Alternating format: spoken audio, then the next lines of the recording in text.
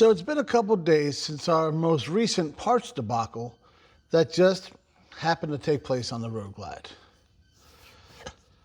I've calmed down. We've talked to some people. We've thought about some things, and guys, I feel I might be able to help you out a little bit to make sure this kind of thing doesn't happen to you. I mean, it keeps happening to me, so the least I can do is try and help somebody else out. So that's what we're going to try and do on this week's Tuesday Morning Tech Tip from Pugliese Speed Shop. You guys probably remember, but in case you don't, last week we worked on my 2019 Road Glide special. I still got the fender right up there. Haven't really messed with it too much since, since I had a little bit of a meltdown. And then, then we gathered our thoughts and we started working on the actual problem. You know, rather than just yelling and getting mad and everything, we focused on repairing the fender that we have, that the paint matches, and it's just this little piece right here that's, not so great. It's very frustrating, guys, and it's for a number of reasons. I didn't do the damage. Now, Chaz, I'm not calling you out or nothing like that. You took care of it. We're good. But the same thing happened if you look way up the hill up there to my Tundra. We had some damage done to it. Oh, it was only about a year or two old. Some guy rolled. He didn't put the parking brake on his cement truck and rolled it into my truck. Did a lot of damage, and to this day, even though it's been repaired and everything was cool, I know there's a couple spots where you can see where they feathered the paint. And it makes me crazy because I bought it brand new. I'd like it to stay, I take care of it. Much like I bought this one brand new. Now, I did throw this one on the ground trying to do like a really cool burnout. That was an epic failure. And then we fell over one day. Old Wade pushed me, guys. I'm telling you, that's my story. And then we got rear-ended. Okay, so like 1.5 of those things were my fault. And 2. But the rear ending was not. And I'm looking at this thing right now and I'm getting mad again. Guys, this is clearly like almost black. I was told by somebody I couldn't believe told me this. Just run it, man. Nobody will know it but you. The camera does it a lot of justice, I guess, because, guys, it is nowhere near those other colors. So we're not going to do that. I knew it, guys. That's the worst part. I knew it from the word go that it wasn't going to be the right color. And I let this guy lie to me because I want to believe they're good people out there. And there are absolutely very good people out there. I just haven't been finding that many of them lately. It happened again just yesterday. We're going to sit down and talk about it, and we'll go over some ideas that I was told to try and fix this parts problem. I had this problem years ago. It seemed to get better. I don't know. Now it seems to get worse again. I don't know if it's the world we live in. I don't know if it's the parts I'm looking for. I don't know if I just attract assholes. But we're going to try and figure it out, guys. Let's sit down over here. I'm getting dizzy. Let's sit down over here and talk about it. All right, guys. Where should we start? How about the beginning? Last October, me and old Wade jumped on the bikes and we shot down to Abington, Virginia. We stopped, we hit the D-Day Memorial, we did the back of the Dragon, and then, I think we ended up in Abington for the night, had some amazing Italian food, and then shot over heading towards Tennessee. We did the Snake, had an amazing egg sandwich in the valley, continued on, met the guys down there in Maggie Valley, spent the night there, checked out Wheels Through Time, left there, went and got a burger, and pretty much right across the street from the museum. And then as we were leaving, Wayne pulled out into traffic. There was a truck right there. It was wet. It was slippery. I didn't think it was a good idea. He made it, so I guess it was fine. But I didn't go. Shedley was behind me, thought I was going to go, went to pull forward. It didn't knock me down, and he just kind of get a little love tap, but in the right place on the fender, left a lasting impression. All right. So then we went to Tail the Dragon and stuff. So all my pictures from the back, you see my fender's jacked up. So that kind of sucks, but whatever. I talked, he was super apologetic. Whatever, I got it. I said, yeah, I knew he would. He's a good dude, right? So I'm like, that's fine. We'll figure it out. So I get home. I look for the parts. I find the fender that I purchased, and there was a bunch out there, not many in that color.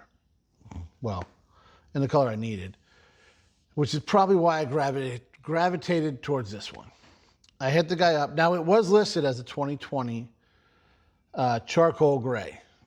So I hit him up. He said, yeah, man, it's the same color.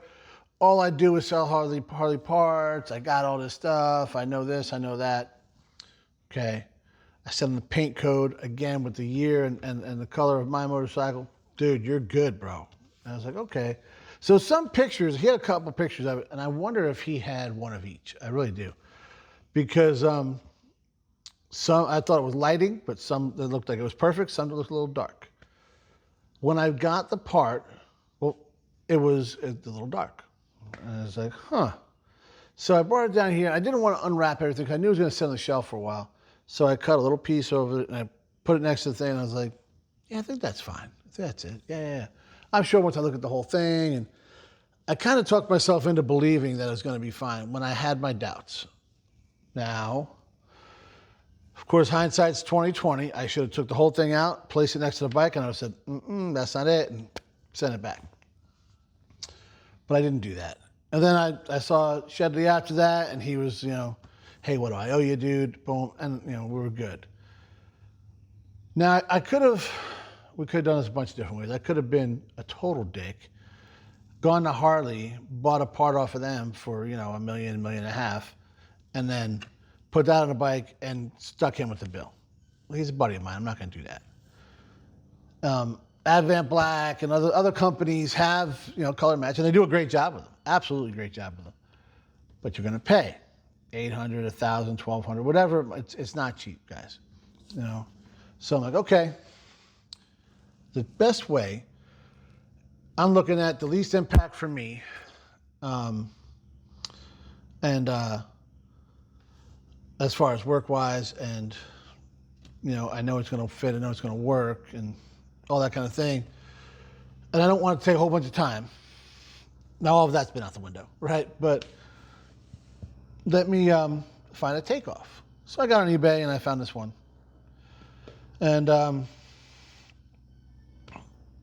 it was significantly less. I want to say it was $350, $400. I think it was like maybe $400 shipped or something like that. So I was like, all right, cool.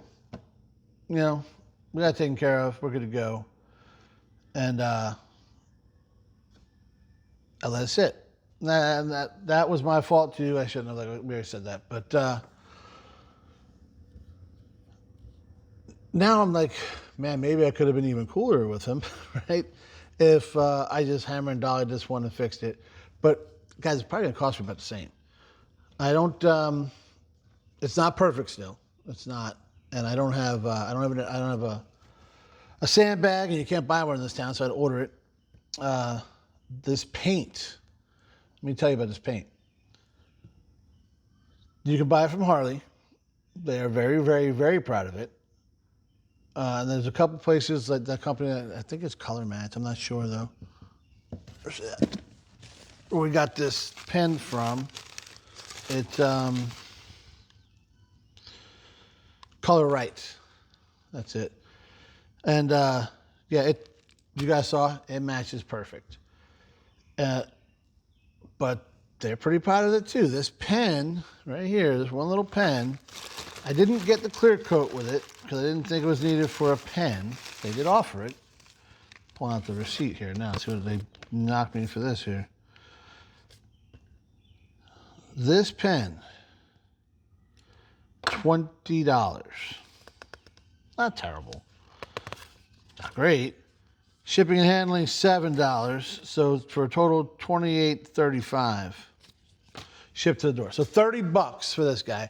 And it took about a month, guys, because they don't mix it until you order it.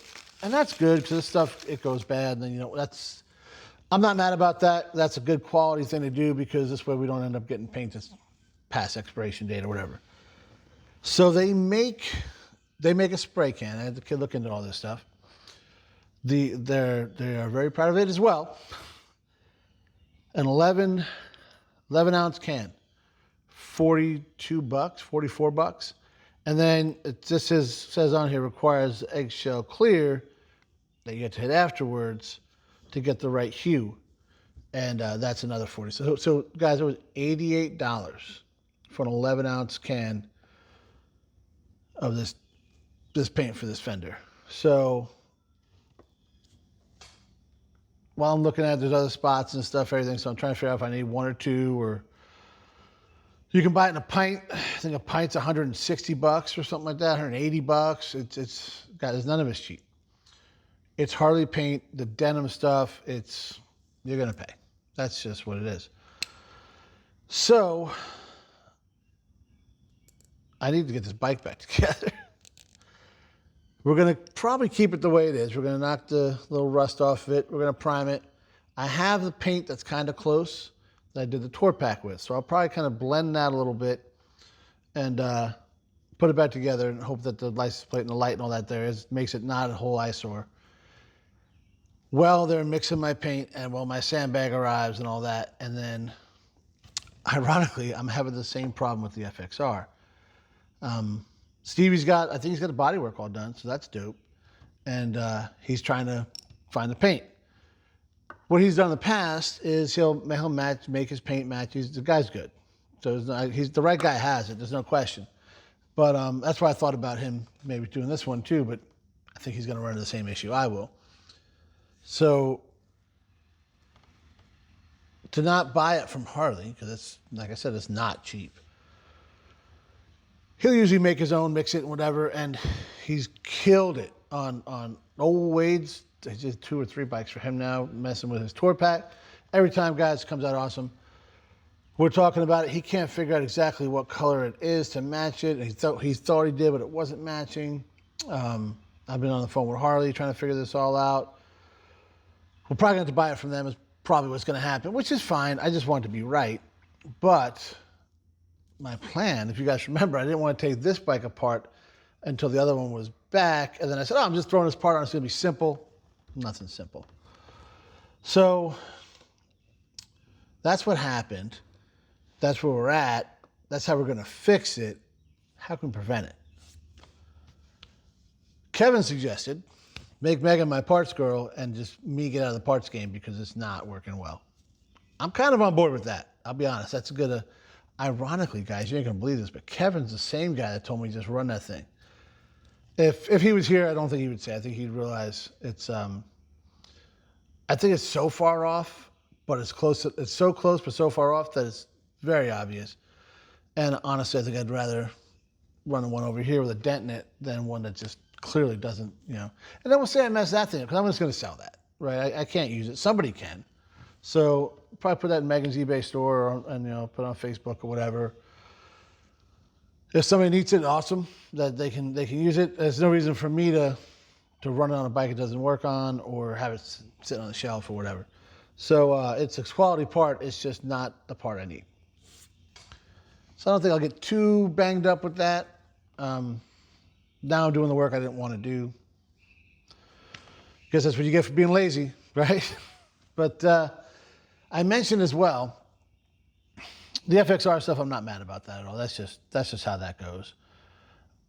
I bought for the OBS here, the bezel where the stereo goes in. I want to kind of change some things there. So I wanted the stock one that doesn't come out. So I went to this website that I bought a bunch of stuff off of, and everything I bought from them has been awesome. And then I bought this, and it's supposed to be stock. And the angle at it, you really couldn't tell that it was the same exact part. So that's what I bought. I bought the same exact part, only it's brand new, so it's a little darker. It doesn't match the interior. So I can't use that, right? It's just I mean, I could, but why? The one I want to have is actually better because it matches. So turns out that part's not available, repopped. This was for a stereo installation kit. Oh, guys, then I contacted them, and I bought a ton of parts from them. And I was like, hey, man, I don't think I should have to pay your restocking fee because this is ridiculous. And they're like, oh, well, you clearly bought this. And I was like, no, this is what I searched. This is what came up. Never did it say like radio installation kit. I didn't get the whole installation kit either. So they just sent me the bezel. And it really bothered me. And I'm going back and forth on the messenger with them, like, you know, how can we... And the guys just shows, this is what you ordered and this is what's up. And I'm like, you know what, dude? And I was about to be like, you know what? I'm done with you. And, you know, you're not going to get another diamond mine. Because that's the only... It's the only repercussions we have. That's the only thing we can do. I'm not going to buy for you anymore. Well, I bought so much for them from this company, with this truck, with the Suburban, with the hard body, I believe, as well, the Oldsmobile. Everything I bought from them has been great, except for this one. And here we are, guys. This is what's crazy. I'm arguing about a 20% restocking fee on a $25 part. So $5. $5. And this goes both ways.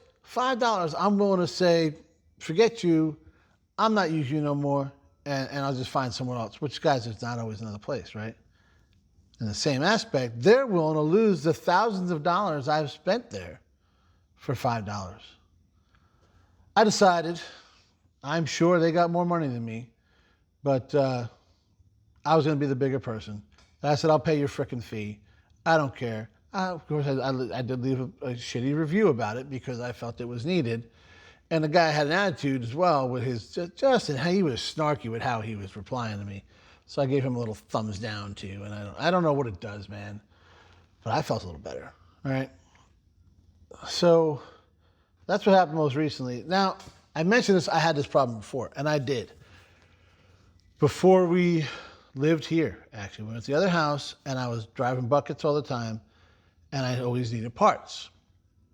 I need them right now, right? We didn't have an O'Reilly's around here, which they are the better ones of all the chains that for like the 90s, early 2000s, they can get the parts. They usually have them in stock, even a little older than that. So have them in stock, and they'll just, or they'll, like we talked about, the guy finding the filter for this thing and finding the tool I needed for the Harley, and they'll put in the work for what, I mean, I don't know if it's part of their corporate structure or whatever, but they're killing it. And then if you notice, all the YouTube guys, Vice Grip, Puddin', all those guys, they're doing commercials for these guys.